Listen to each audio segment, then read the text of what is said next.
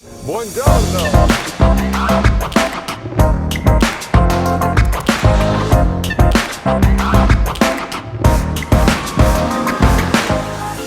Buongiorno! Here Emanuele Fiorazzeran, and today is a big day. I'm going to introduce you my real estate team. Emanuele Fiore team with Marco Nasso, new introduction, sales expert, and Matthew Rodriguez, which you already know, our rental expert. Buongiorno. The team is growing, will be even more people, but for now, we are on point like that. Three So- musketeers. Yeah, exactly.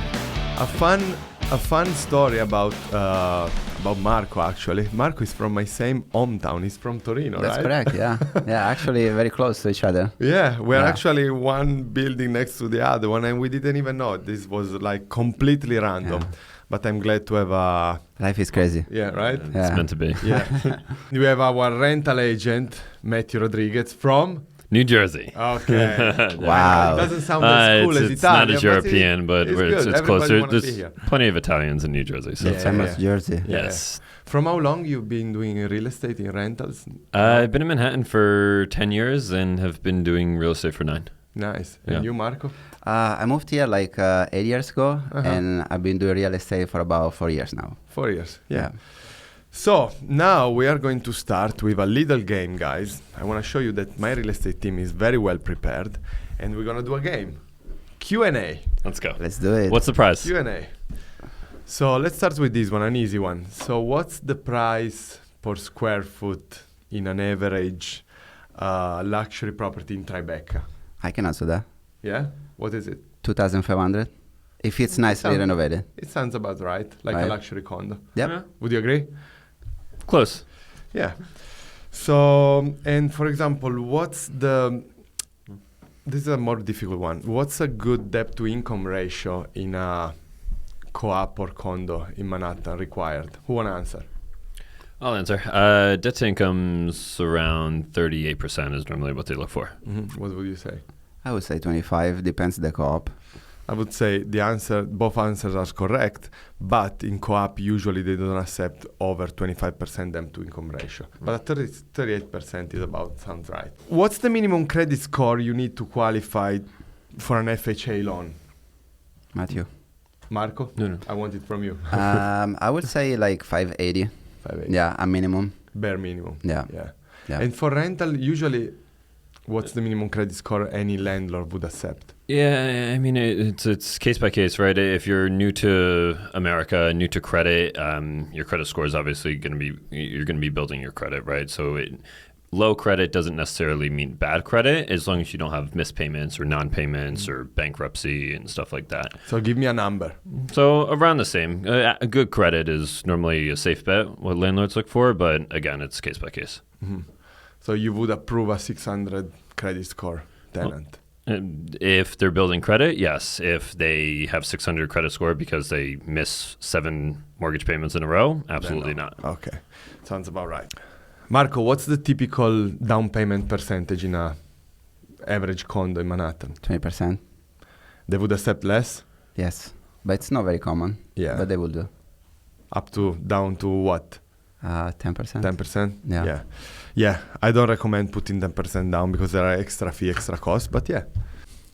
What's, guys, the commission that we charge usually to home sellers? This is the best part of the podcast. I I really know. like this question. I know. I love Best part of this the question. job. Yeah, the commission check. Yeah. So what usually we charge? 6%. Sometimes we go down or... Yeah, I mean, we deliver an outstanding service to our customer, right? So I think the people that value our job and our time, they don't maybe discuss that. But, you know, sometimes over the $5 million property, we can do a little bit less than that. And I mean, it's a numbers game too, right? So you don't want to lose a deal in a relationship. The most important part is the relationship you have with the clients, the buyers, the sellers. Yeah. So you don't want to lose that relationship. So if you're up against someone else and you want to get the listing, yeah, we could work with that a little bit, right? Like obviously we're not going to undervalue ourselves. Case by case, basically. Case by case. We're not going to undervalue ourselves, but we are also not greedy. And who knows? Who knows who this person knows, and they're trying to sell, and they're going to refer friends of friends and friends. So what's 1-2% in the grand scheme of things, you know? I mean, the general market is 6%, as Marco says. But again, case by case. Exactly. Sometimes we go down to 5. Guys, what's the biggest trend you notice in the luxury real estate market over the past, let's say, 3 years after pandemic? I would say like a lot of people, they're looking for like more outdoor space because, you know, they feel like kind of like trapped. Since they have to stay more at home. Yeah, they exactly. want more outdoor space. Exactly. But also I see a lot of people, they're looking for outdoor space, but they want to downsize. And how do the purchase process shifted during this pandemic or after? Everything turned virtual. Everything. So it's video tours, remote buying, remote renting. No one was allowed to come in person, so that's what we had to rely on back then. So now this is the new norm. The video tours, clients want videos before coming to see the apartment, and sometimes the video is good enough and they won't even come in person. And that's why we always provide a 3D video tour and YouTube descriptional video tour in all our listings, right? All of them. Yes. Yeah. Guys, what is the average monthly cost for a condo in Manhattan? $3.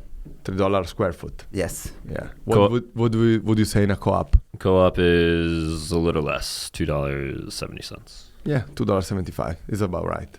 Pennies. Marco, what is the most important factor in determining the property value of a luxury property in Manhattan? Location. And Billionaires Row. That sounds about right. Yeah, location is everything, guys, especially in Manhattan. This city is built vertically and not horizontally, and each block basically has a different price per square foot. It's unbelievable how from a street to another one, everything changed. Guys, what is the most important quality that a luxury real estate agent should have? Why they would choose you versus another one? I would say first my Italian accent. That's a pretty good one. Yeah. I need that, please. We can give you some Italian lesson. Talking seriously, why they would choose us against others? Well, the confidence, I think, is one of the major factors when we talk to people, and also the service that we provide. It's like 360 degrees. Yeah. Yeah, and your network, your knowledge, the more people you know, the greater chance it is that you're going to sell their apartment faster. Exactly. Guys, back in the days, the real estate agent should have certain skills. What are the skills that we should improve nowadays in 2023? I would say being able to use technology to market and sell properties. Everyone aspires to live in New York. Mm-hmm. And how are they going to do that when they're in another country? They're not going to fly here just to look at apartments and then go back home. They're going to use the new technology we have at our disposal now, the virtual tours, the 3D imaging, and they might not even need to come to New York. And not only that, I think also now the power of AI. Now there is a lot going on with AI, ChatGPT, now Seren GPT, for example, that is a great tool we can use. Genius. That's amazing, that one. I really like that one. And one takeout from this is that we really need to implement the use of AI, not being scared of it, but like embrace it and use it to be more competitive. We are like over 6,000 brokers in this town, and 78,000 exactly agents. That's why we're the best. Quick question for you: how do you use AI the most? Well, I use AI mostly to write listing descriptions or for copyright services, but actually something that is good for my clients in the power of AI, that I can analyze data much more thoughtfully and more like in specific, and I can give more accurate data and more accessible and in a faster way to all my clients. And that's what's basically the power of AI. If we know how to use it, will provide so much of a better service to our clients. What do you think the rising of interest rates, what kind of impact they have in the real estate luxury market in Manhattan? Well, rising interest rate definitely slow down the sales in the city, but also make more difficult for property owner to secure a mortgage. Secure a mortgage, yeah. Yeah, that's true, because rising interest rates, that means prices are going to start dropping because people can't afford the interest rates. We have less transaction. Prices obviously are dropping. They drop already significantly. But on another hand, for home buyers, could be a great great deal. They can find much better deals, even though they pay more of an interest rate. Then they can refinance the interest rates over the course of the years when they will slow down. So it's kind of a win-win, lose-lose. This is the best time to buy. Don't you agree? Yeah, I think this is a great time to buy, and I think it will not last forever. Yeah. No, we're at the top right now. And Matthew, how do you think the stock market impact the real estate market in Manhattan? I mean, it's pretty opposite, right? So when the stock market's up, people are putting the money into stocks, which makes the stocks go up. So they're taking money out of real estate, and then vice versa. Once the stock market starts going down, people get scared, and they're like, okay, well, I can't hold on to the stock that's on my E-Trade account. I need to put it into something I could see and I could touch and feel, so I feel more secure. It's an emotional thing. And this is the biggest trend, actually, which, by the way, it's probably the retailer mindset investor, but obviously it's 80% of people. And I would say the answer is about right, even though I would do the opposite probably. Yeah, but it's about when the right. stock market's down, put money in there. Yeah. But no, it's too emotional for everyone. Since we are talking about interest rates, let's jump into mortgages. So Marco, what are the kind of loans a buyer can get? FHA loans, VA loans, jumbo loans, bridge loans, and renovation loans. Great. So guys, you have a ton of options. Matthew, what is the difference between a fixed rate mortgage and adjustable rate mortgage? Exactly that. Fixed rate, it's the same rate for the whole life of the loan. Adjustable rate, it can fluctuate with the market, and yeah. Why a buyer would choose a fixed rate mortgage instead of an adjustable rate mortgage? Fixed rate, you buy a home, you want to live in that home, you don't want to be bothered with anything, you want a consistent payment throughout the whole life. You don't want surprises, basically. Exactly, no surprises. Adjustable rate, people normally go with adjustable rate when they want to fix and flip a home and get rid of it as soon as possible. Yeah, so basically when the rate goes up, they already flip it and sold it, and they don't have to bother. They don't have the pay loan anymore a once the rate's up. Yeah, less rate at the beginning. These fluctuate according to also interest rates, so stock market, and so on and so forth. But usually at the beginning, the first monthly installment are the cheapest one. And they mostly go all towards the interest and not the principal. Exactly. So since this is the case, Marco, how do you help your buyers in choosing different kind of mortgages? Well, I actually telling them that there are ways that you can actually buy the interest rate down, buying the points. So a lot of people surprisingly didn't know that, and with that you kind of probably have like a smaller monthly payments, and people when discovered that, like, they decided to move forward. Yeah. Or just pay cash so you don't have to deal with that. Matthew, what's the average time for a property, let's say in Upper East Side, which is a luxury market, to go into contract? Statistically, based off of the inventory, average is about 180 days. Actually, if you price correctly, in 60 days you are in contract. That's what I would say. That's how it should be. Sometimes if you are priced correctly, you can go even faster in contract. Yes. You don't even have to list it sometimes. Yeah, I think some sellers today think they're still La La Land, like they're unrealistic with their the price. COVID time. So they're thinking they're putting the property on the market, everybody's gonna jump on it, and that's not the case anymore. So that's what we suggest to our sellers. If you want to sell, just price correctly, and in 60 days, it's done. The problem is also most sellers, they don't have the pressure of selling right away, and they always want to try to sell it higher. But unfortunately, 99% of the time, they just face 3 months sitting on the market, and they're going to burn the listing. And when you burn the listing, you're actually going to sell it lower than what the actual price should be, because people say, oh, why is it on the market for so long? So I can lowball.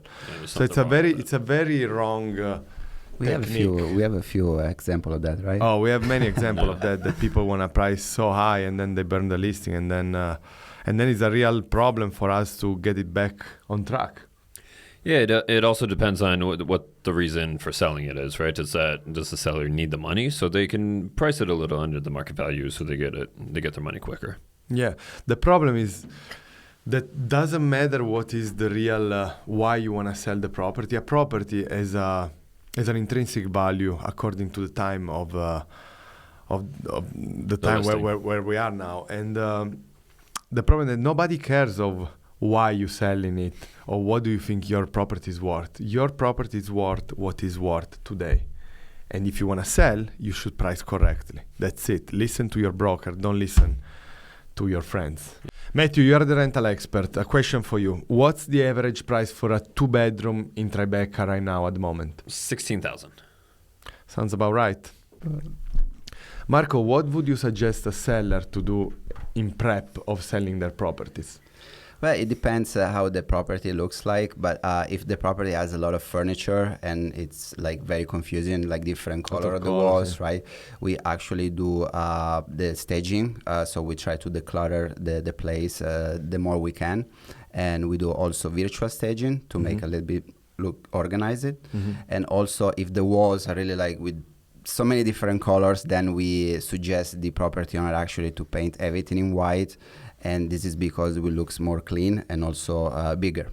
Yeah, so basically we want to make this property likable to the most of the crowd. Yeah. And don't confuse them. Also, you don't want to renovate a property when you're about to sell it. We never suggest to spend hundreds of thousands of dollars to a seller that is ready to sell. You're never going to get the money back. Exactly, and you want a blank canvas, right? You want the buyer to be able to envision their stuff in there in their way. Yeah, actually we have a clear example now. We just listed a property, 923 Fifth Avenue, apartment 7-8D. Go check it out. We did a beautiful virtual staging, so it's more likable to everybody. Usually the staging are soft color. We never go too much on one direction or another one, because again, you want the property to be likable to the most crowd. Actually, we did also a great job in the property in Kips Bay. Yes, 133 East 30th. Yeah, that one was in contract in how many days? 35. And the broker before us, how many days? 420. Yeah. Yeah. So yeah, you see the virtual staging works perfectly. We did a beautiful virtual staging in the bedroom and in the living room. And actually this the owner is very happy. Yeah, it is very happy. And guys, what's your take on virtual staging versus actual staging?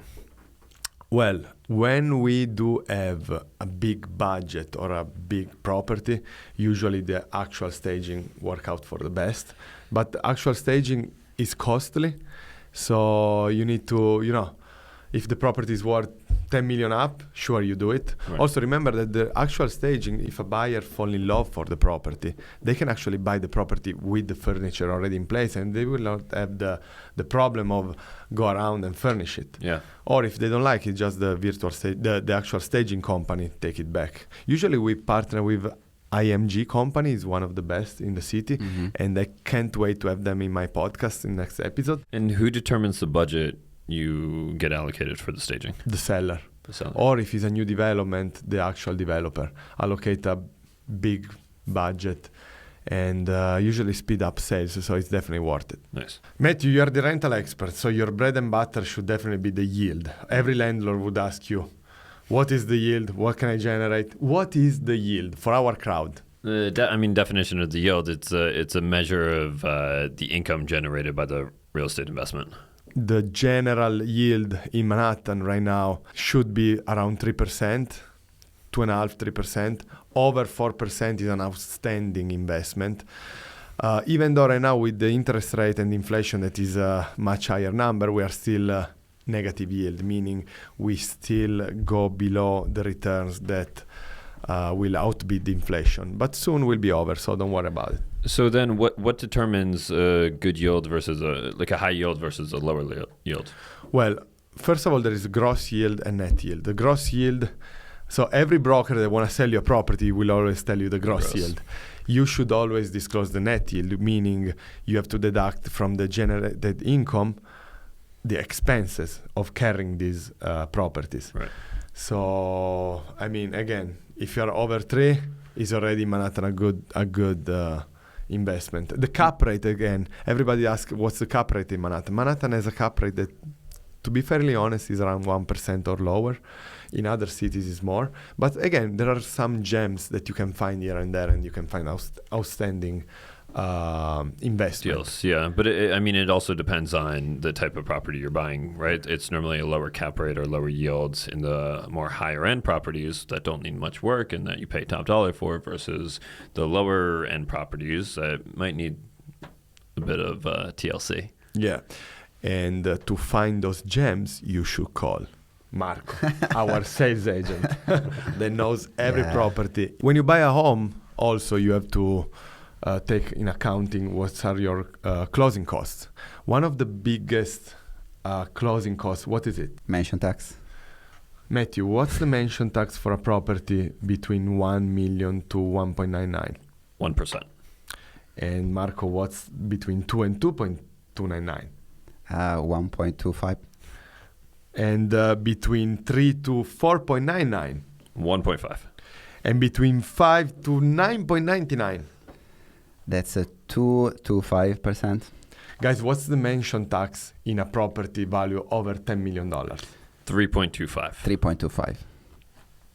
Nailed it. Who usually is paying the mention tax? It's always almost the buyer, but that can be negotiated during the deal. If it's really like a deal breaker, we convince the seller to move forward and help us in closing the deal. Mm-hmm. It's inevitable. Someone has to pay it. Someone has to pay. Yeah.